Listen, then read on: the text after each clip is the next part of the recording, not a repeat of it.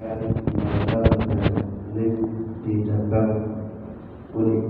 cabang Kuningan. Yang kami hormati pada tuan rumah pelaksanaan turba dan pelantikan belasan penting khusus teman-teman panjenengan pun Romayai Mehmet Fatisal, pada Mulia Aceh Imam Bejo, Romayai Iqbal, Ustaz Said Taufik dan Ketua Himmasal Cabang Kuningan dengan Tuan Jaya Ali Husin, dan juga kepada segenap alumni Himmasal Cabang Kuningan yang berbahagia. Alhamdulillah, sebelum acara turba dan pelantikan kita bisa melaksanakan acara sehat, yaitu acara yang diisi dengan hal-hal yang berkaitan dengan alumni, baik secara organisasi atau secara kiprah di masyarakat. Monggo nanti dari para alumni ada hal yang perlu disampaikan, ada hal yang perlu diusulkan untuk pelaksanaan kelas dan juga reuni Himmasal atau untuk keberlangsungan Himmasal di daerah Kuningan, kami persilahkan. Namun sebelumnya, mari kita buka acara pada pagi hari ini dengan surah Al-Fatihah. Semoga acara kita berjalan dengan lancar tanpa ada halangan. Al-Fatihah. Alhamdulillah, bismillahirrahmanirrahim. Alhamdulillah rabbil alamin. Ya mulai kami sampaikan dari Pondok Pesantren dan beliau hadir panjenengan pun Romayai Alim pun Abdul Mahrus, panjenengan Agus Amin Muhammad, juga selaku mewakili pondok dan madrasah, dan juga Agus Salim Hakim yang mendampingi beliau Romayai Alim Muhammad. Jadi monggo panjenengan ketika ada hal-hal yang perlu disampaikan terkait pondok, madrasah, kemudian hal-hal yang berkaitan dengan santri, usulan-usulan yang membangun untuk pondok pesantren, kami persilakan. Mungkin untuk yang pertama kami persilakan kepada segenap dewan hadiah atau jajaran penasihat dari Himmasal Cabang Kuningan untuk menyampaikan hal-hal yang mungkin perlu disampaikan.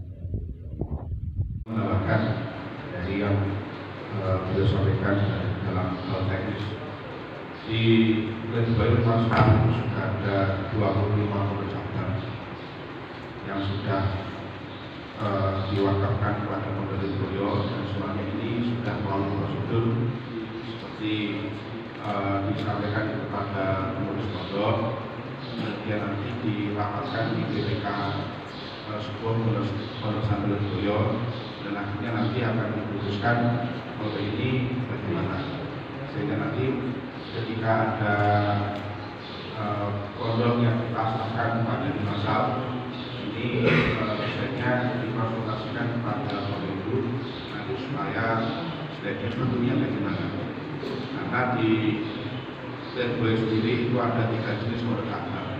Yang pertama pondok adalah pondok yang di situ punya kegiatan mandiri, kegiatan tingkatannya ada yang tidak sangat rendah, tetapi nanti jasa yang mengeluarkan dalam pondok itu. Jadi sekolahnya di pondok tersebut, dan jasanya nanti sama dengan yang sudah seperti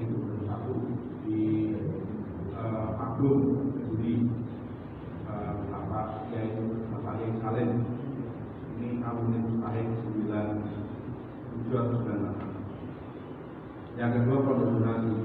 Kode zonasi itu seperti yang ada di Majalengka, kode zonasi di mana nanti ini istilahnya seperti kelas jauh.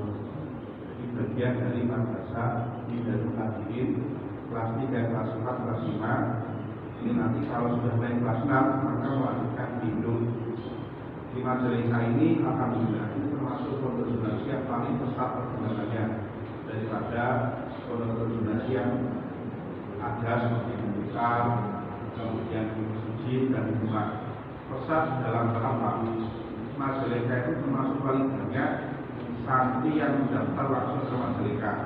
Jadi tidak dikirim dari induk, ada yang dikirim, tapi yang banyak adalah siswa dari Jawa Barat sendiri. Nah ini menunjukkan bahwa sebetulnya di Jawa Barat itu banyak kualifikasi yang ingin memodalkan anaknya.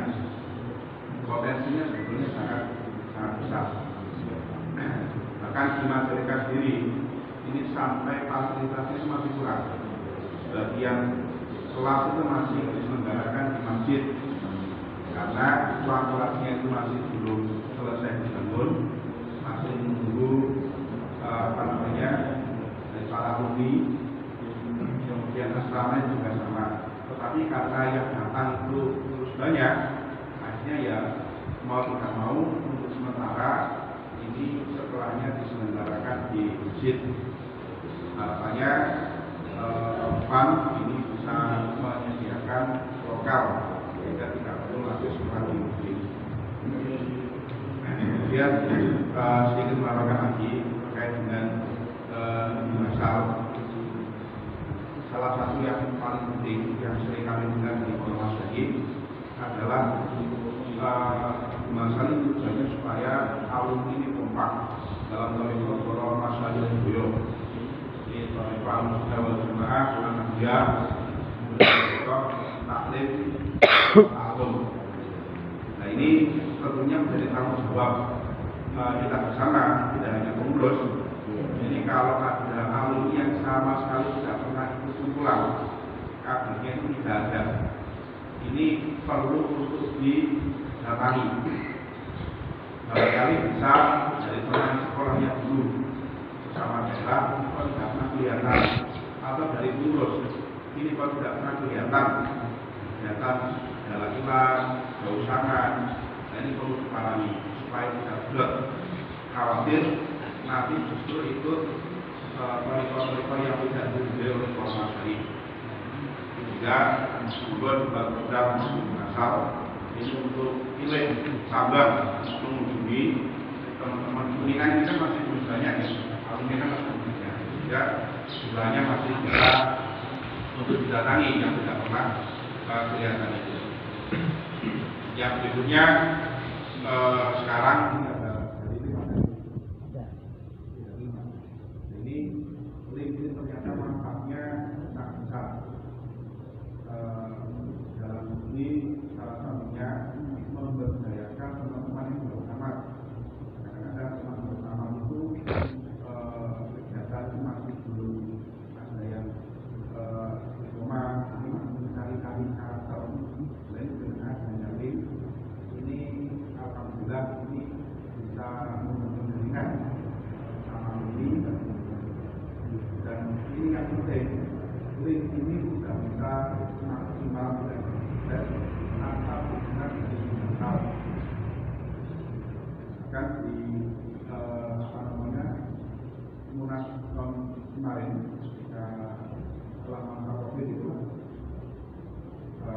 ditegaskan bahwa kegiatan dosa, jalan hilang, atau dosa link itu harus ikut dengan masalah. Tidak boleh mengadakan acara itu.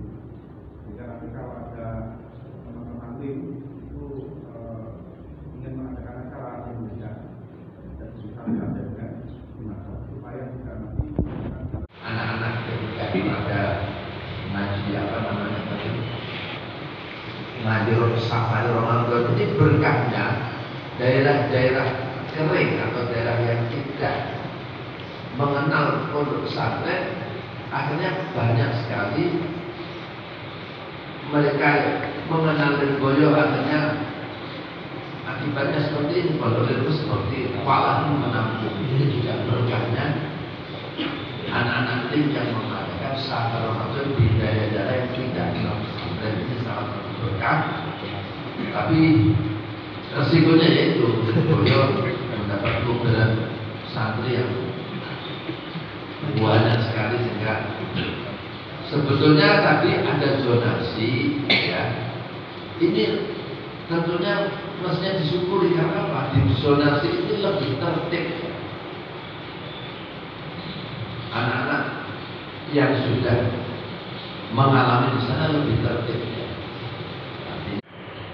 Dari itu dari santri yang bisa menjadi waktu bisa menyatukan alumni dari pondok pesantren manapun selama masih semangat dengan kita, bisa menyatukan dari golongan subuh, dari golongan muda. Ini waktu itu beramal tapi tidak kelihatan amalnya.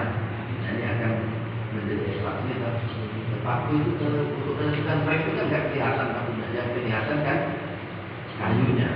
Ini kan berarti amal yang tidak kelihatan ini kan diharapkan dengan keikhlasannya dengan diterima oleh Allah.